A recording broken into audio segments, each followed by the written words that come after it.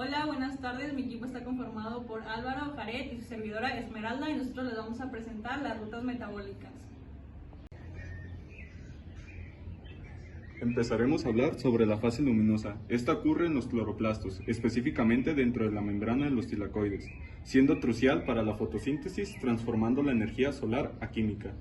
Dentro de la membrana encontraremos dos compuestos proteicos llamados fotosistema 1 y fotosistema 2, los cuales sirven de receptores de luz en un rango de onda de 680 a 700 nanómetros.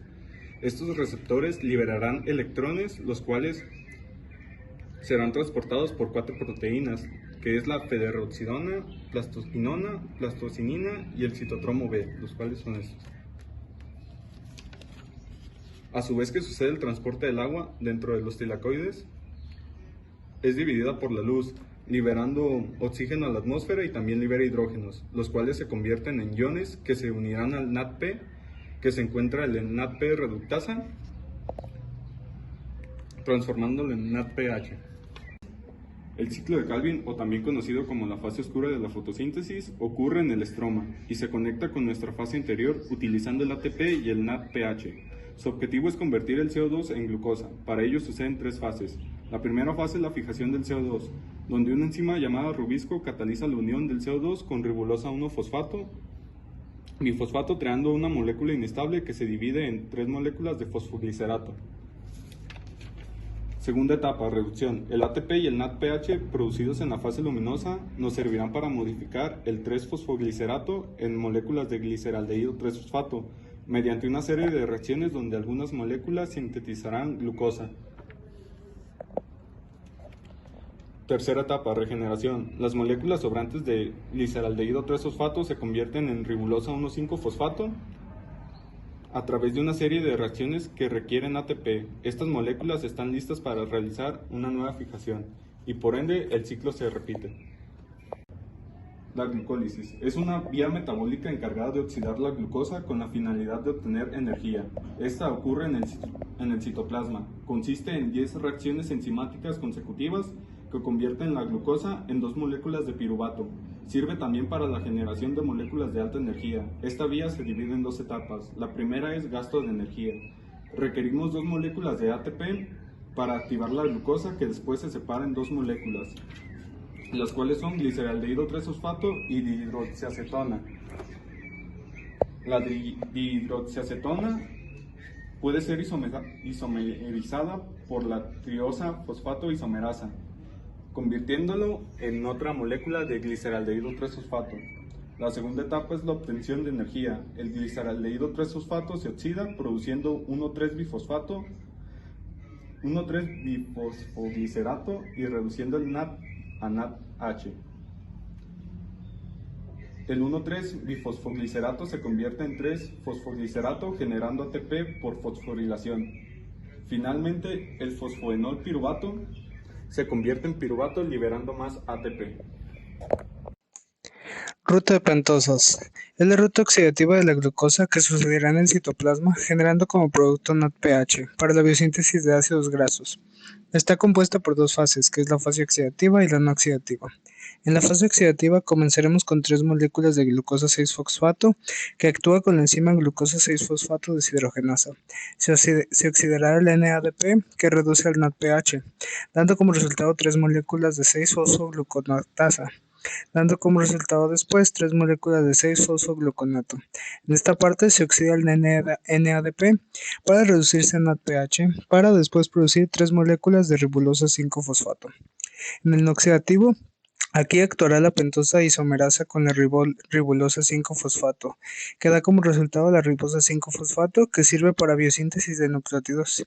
Posteriormente nos dará dos moléculas de celulosa 5-fosfato, donde al actuar el enzima nos generará gliceraldehído 3-fosfato y la pseudoheptulosa 7-fosfato.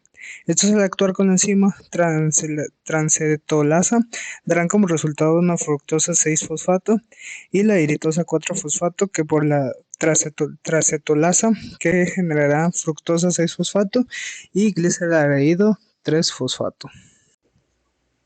La ruta de anaerobia es un proceso metabólico que ocurre en ausencia de oxígeno y es utilizado por organismos como bacterias, hongos y células musculares en condiciones de baja disponibilidad de oxígeno.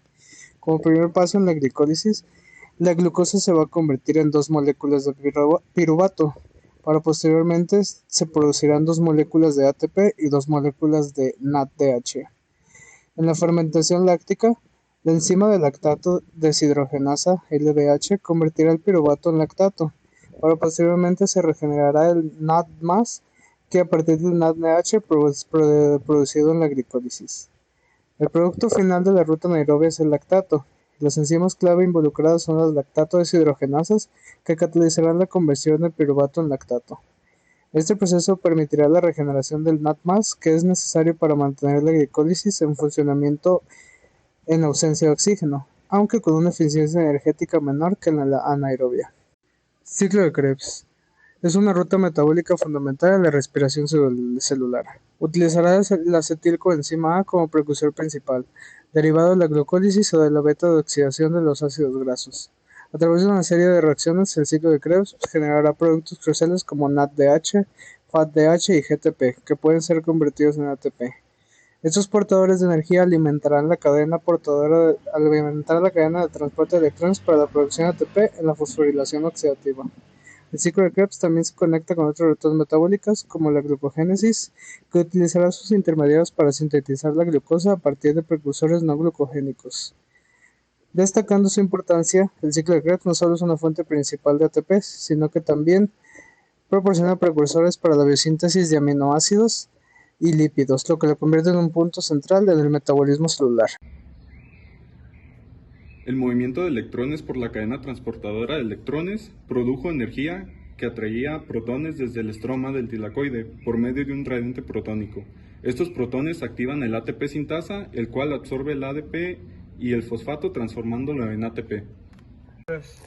La síntesis de purinas y pirimidinas se lleva a cabo en el citoplasma. Esta vía es en la que los nucleótidos sintetizan a partir de precursores de bajo peso molecular. Estas rutas de nuevo son prácticamente idénticas en todos los organismos. La síntesis de pirimidinas comienza con la combinación de bicarbonato y amonio en el citoplasma y la enzima carbamoil-fosfato sintetasa, la cataliza y resulta el carbamoil-fosfato. Y este se combina con aspartato y formar orotato. La enzima dihidrotato deshidrogenasa convierte el orotato en dihidrotrato para hacer oritridina monofosfato. El OMP se convierte en uridina monofosfato mediante la adición de una molécula de fosfato.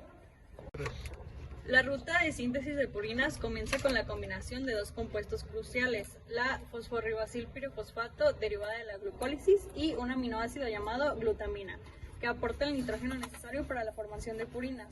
La primera molécula de la ruta es el IMP, un nucleótido precursor. Este dará lugar a otras purinas como la adenina y la guanina.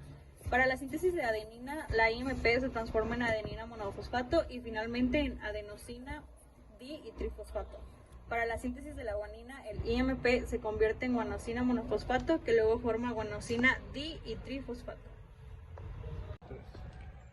La síntesis de proteínas comienza en el retículo endoplasmático. Después, en el ribosoma entra un aminoácido con un anticodón y el ARN ribosomal es el encargado de pegar cada aminoácido que fue creado para formar las proteínas. De aquí pasan al aparato de Golgi, donde entran las proteínas inmaduras y pueden tomar dos vías, las chaperonas o el sistema ubiquitina-proteasoma.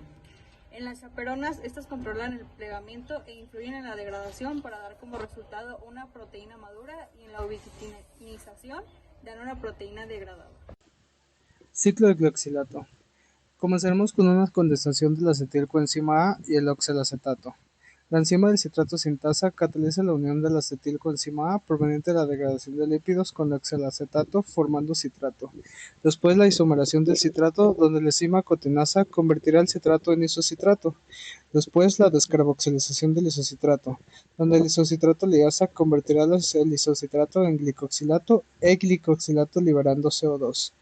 Después la condensación del glicoxilato de acetilcoenzima A utilizando malato sintasa catalizará la unión del glicoxilato y la acetilcoenzima A formando malato.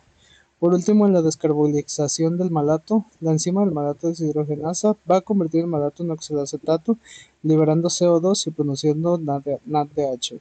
El producto final del ciclo de glioxilato son dos moléculas de oxaloacetato que podrán ser utilizadas para la glucogénesis o para alimentar el ciclo de Krebs, permitiendo la síntesis de carbohidratos a partir de precursores no glucídicos. Las enzimas clave involucradas son la citrato sintasa, la cotinasa, la isotrato liasa, la malato sintasa y la malato deshidrogenasa.